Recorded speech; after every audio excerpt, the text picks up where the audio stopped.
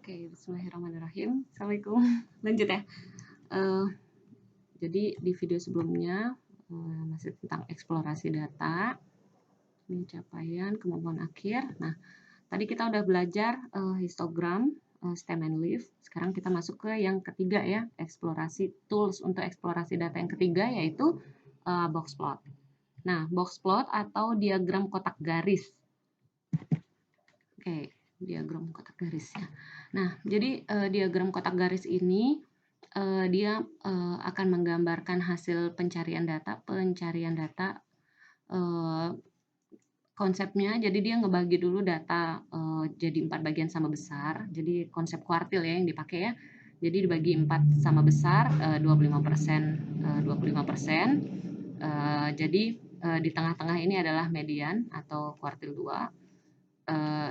Kuartil 1 dan 3, kemudian ujungnya minimum dan maksimum. Nah, ini disebut sebagai ringkasan 5 angka kadang ya. Nah, jadi kita punya 5 ubah batas ini ya, minimum, kuartil 1, 2, 3, dan maksimum. Nanti ringkasan 5 angka ini yang akan kita gambarkan ke dalam bentuk diagram box plot kita atau diagram kotak garis ya. Oke. Jadi namanya itu adalah diagram kotak garis atau box plot, tapi kadang juga disebut sebagai box and whisker. Box ini kotak, whisker itu ujung janggut, ujung batas gitu ya. Nah, di sini dari si box plot ini sendiri kita bisa ngelihat apa sih? Kita bisa lihat yang pertama sama kayak histogram, kita juga bisa lihat data kita simetris atau enggak. Cuman kalau pakai box plot kita bisa lebih detail ngelihat tentang pencilan gitu. Jadi box plot ini biasa dipakai kalau kita mau identify outlier atau pencilan. Gimana caranya? Jadi untuk gambar kesimetrisan data itu kalau mau ngelihat yang pertama kan ada 2 tadi ya, simetris dan outlier. Jadi untuk simetris datanya dia pakai namanya simetris, ada pemusatannya. Nah, ukuran pusatnya. Nah, ukuran pemusatan yang dipakai adalah median. Ya, jadi dia akan simetris kalau mediannya ini itu sama dengan kuartil 1 dan 3 bagi 2 atau rata-rata kuartil 1 dan 3 sama juga dengan rata-rata minimum dan maksimum.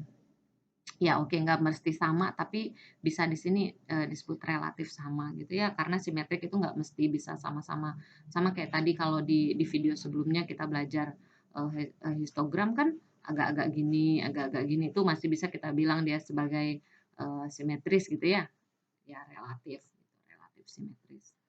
Atau mengumpul di tengah tidak condong kiri atau condong kanan gitu. Nah, yang kedua, kalau tadi untuk simetris data itu kita bisa pakai median sama dengan rata-rata kuartil 1-3 sama dengan rata-rata minimum maksimum. Selain itu box and plot atau box and whisker ini bisa box plot atau box and whisker ini bisa juga dipakai untuk identify outlier. Jadi mengidentifikasi pencilan gitu ya. Gimana cara dia identify dia punya outlier? Itu adalah dengan melihat ukuran penyebarannya yaitu jarak antar kuartil.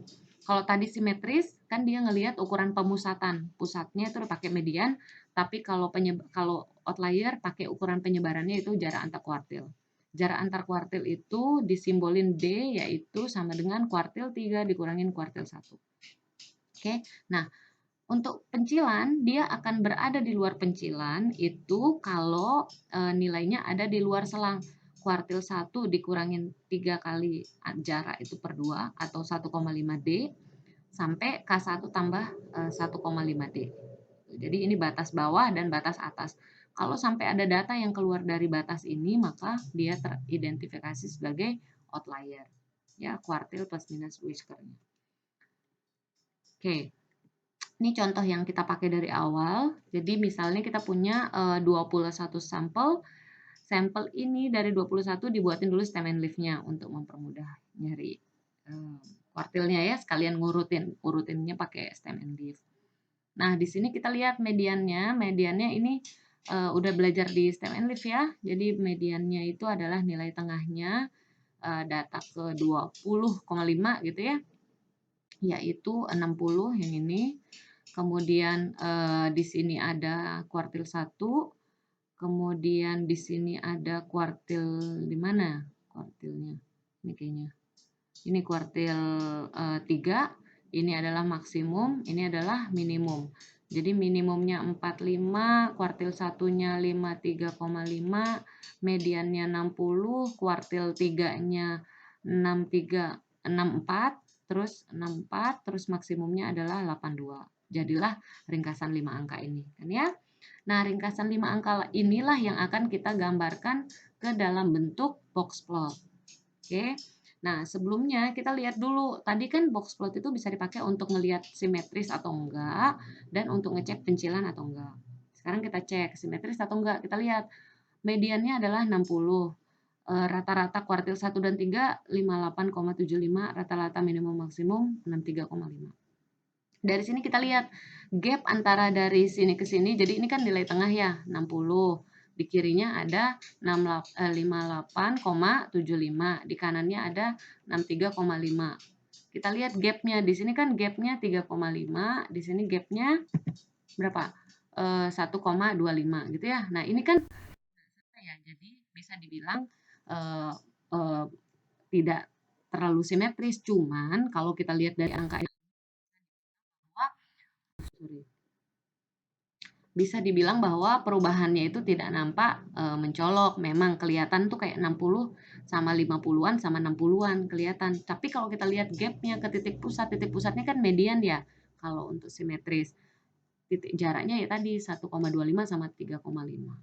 Nah, nanti kita bisa lihat lebih gampangnya tuh pakai box plot. Jadi box plot cara yang pertama untuk ngelihat simetris atau enggak. Cara yang kedua box plot bisa pakai untuk ngecek pencilan. Jadi kita lihat ujung-ujungnya, batas bawah sama batas atas pengecekan pencilannya. Kalau kita masukin K1, ini kan 53,5 ya, 53,5 dikurangin ini 3 kali jarak antar kuartilnya 15,75 kurangi 15,75. Ini K3-nya adalah 64 ditambah 15,75. Dapatlah 37 sama 79. Sedangkan data minimum kita kan 45. 45 tuh masih ada dalam batas ini, batas bawah. Tapi kalau 82 ini udah kelebihan dari sini. Gitu. Jadi kita lihat batas untuk pencilan kita 79,75. Di sini kan data kita tuh ada 70, 74 sama 82. Nah, ini 79,75 ada di sini, berarti ini outliernya. Gitu. Oke, kalau minimumnya kan tadi 45. Nah, batasnya itu kan ada di sini 30 berapa tadi? 37,5. 37,5 sehingga ini aman. Jadi 45, 47 dan seterusnya ini nggak ada outlier di kiri, adanya outlier di yang besar, yang largest value-nya katanya. Oke. Jadi di sini 82 itu adalah data pencilan karena di luar batas whiskernya. Ya, jadi batas kiri kanan ini. Sekarang kita lihat gimana sih bentuk box plotnya. Jadi ngebikin box plot tuh gampang aja, bikinin boleh dibuat ke samping, boleh vertikal atau horizontal. Jadi ini data kita. Minimum ini 45 ya, tadi nilai minimum. Kalau bukan outlier, maka batas whiskernya ini adalah batas 45 minimum. Kemudian di sini adalah kuartil 1. Kuartil 1 kita kan tadi berapa? 53,5, 53,5, mediannya 60, kuartil 3-nya something 64, 64. Terus di sini outlier kita 82. Nah, apa yang jadi batas whisker di sini? Batas whisker di sini adalah largest number but not outlier.